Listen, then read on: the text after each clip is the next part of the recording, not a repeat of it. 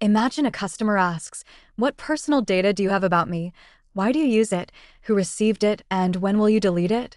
A privacy program succeeds only if the system can answer.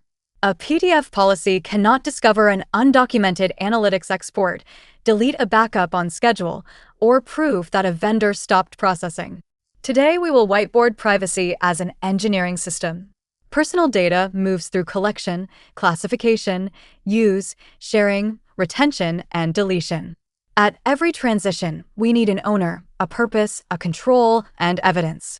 We will separate laws from standards, map roles such as controller and processor, build a rights request pipeline, and finish with security and incident response controls. This is general educational guidance, not legal advice. Applicability depends on jurisdiction, organization, data, people, and activity. The engineering lesson is universal. Make data flows visible, reduce unnecessary processing, enforce decisions, and preserve proof. Start with a data flow diagram, not a list of regulations. A person enters an email address in a mobile application. The application sends it through an API gateway to an account service. A support platform receives a copy. An analytics pipeline may receive an identifier. Logs, backups, and a data warehouse create more copies.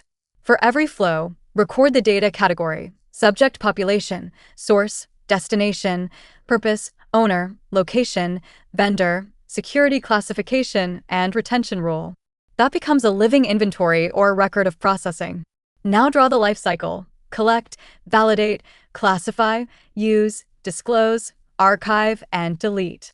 Add arrows for exports, model training, test environments, and subprocessors. Those quiet arrows create many compliance failures. The first security recommendation is minimization. If a field has no defined purpose and owner, do not collect it. If a copy no longer supports a legitimate need, remove it. Data that does not exist cannot be leaked, misused, or forgotten. Next, define scope and roles. Under the GDPR, a controller determines the purposes and means of processing, while a processor handles personal data on the controller's behalf. California law uses related but not identical terms, including business, service provider, and contractor. HIPAA applies to covered entities and business associates, not every company that happens to see health-related information. Roles follow facts, not labels in a contract. Ask who chooses the purpose, essential means, recipients, and retention. A vendor can be a processor for one activity and an independent controller for another. Then build the responsibility chain. The organization owns notices, requests, risk decisions, and vendor oversight. The processor follows documented instructions, protects the data, helps with obligations, and governs subprocessors through appropriate contracts. Do not begin with, "Are we GDPR compliant?" Begin with, "Which people, jurisdictions, products, entities, data types, and activities are in scope?" Document assumptions and route uncertain conclusions to qualified privacy counsel. Place a decision gate before every new use of personal data. First, state the purpose in plain language. Improve the experience is too vague. Detect account takeover using recent authentication signals is testable. Second, identify the authority required by the applicable law. Under the GDPR, consent is only one possible lawful basis: contract, legal obligation, vital interests, public task, and legitimate interests may apply in appropriate circumstances. Never force every flow into a consent checkbox. Third, test necessity and proportionality. Could the outcome use less data, shorter retention, aggregation, pseudonymization, or on-device processing? Fourth, update the notice and user controls. California residents may have opt-out and limit rights for certain uses. High-risk or materially changed processing should trigger a structured privacy impact assessment. The output is a decision record: purpose, scope, authority, risks, mitigations, approver, review date, and kill switch. If the system cannot enforce the decision, the processing should not launch. Privacy rights are distributed systems problems. A request may ask for access or knowledge, correction, deletion, portability where applicable, an opt-out, or a limit on certain sensitive data uses. Build one controlled intake queue with jurisdiction-aware workflows. Verify identity proportionately. Weak verification discloses data to an imposter. Excessive verification collects more sensitive data than the request requires.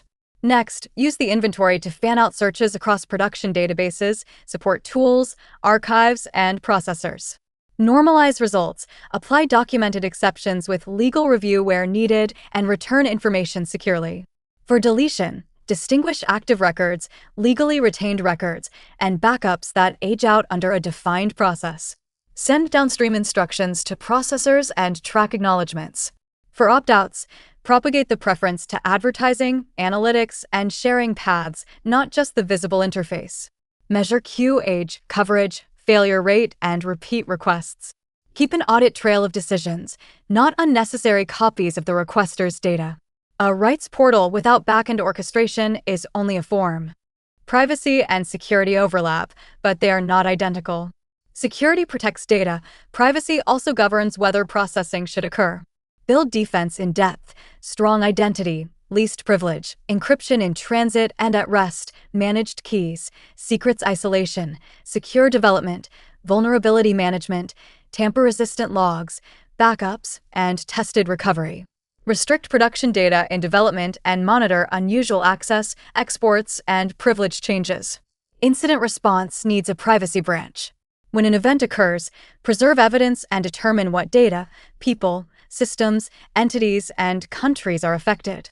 Assess confidentiality, integrity, and availability impacts, then apply the correct notification rule. For example, GDPR notification to a supervisory authority can be required within 72 hours after awareness when the breach is likely to risk individuals' rights and freedoms. Other regimes use different triggers and clocks. Do not reuse one deadline globally.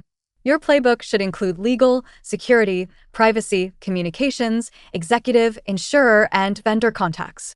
Tabletop the handoffs before an incident. Now separate the categories.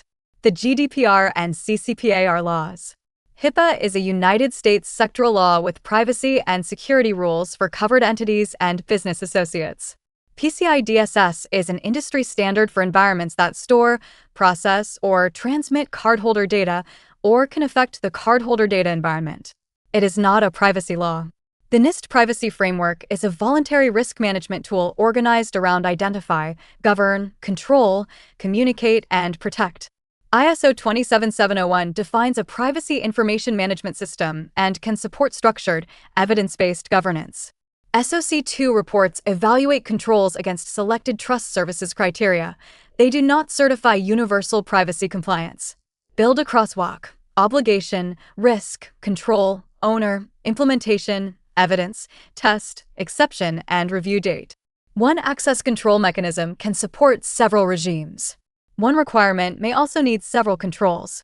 The pitfall is checkbox inheritance. A past audit or framework profile can strengthen assurance, but only a scope-specific legal analysis can determine compliance. Finish with the engineering checklist. Define scope: people, jurisdictions, entities, data, products, and processing. Map the complete lifecycle, including vendors, subprocessors, logs, backups, analytics, artificial intelligence, and test data. For each activity, document purpose, applicable authority, notice, owner, classification, retention, and deletion. Minimize collection and access. Encrypt sensitive data, separate keys, monitor exports, and test recovery. Operationalize individual rights with proportionate identity verification and complete downstream fulfillment. Contract with processors, inventory subprocessors, and test vendor incident escalation. Maintain an incident matrix with jurisdiction-specific triggers, owners, and clocks. Map obligations to controls and evidence. Review changes through privacy and security design gates. Measure exceptions, overdue deletion, stale access, request failures, and remediation. Avoid the classic pitfalls: copying a template, treating consent as universal, assuming encryption solves excessive collection, forgetting backups and vendors, or believing certification equals compliance. The final principle is accountability. Know the data, justify the use, limit the exposure, honor the person, delete on time, and prove every important decision. Copyright 2026 CipherVibe. All rights reserved.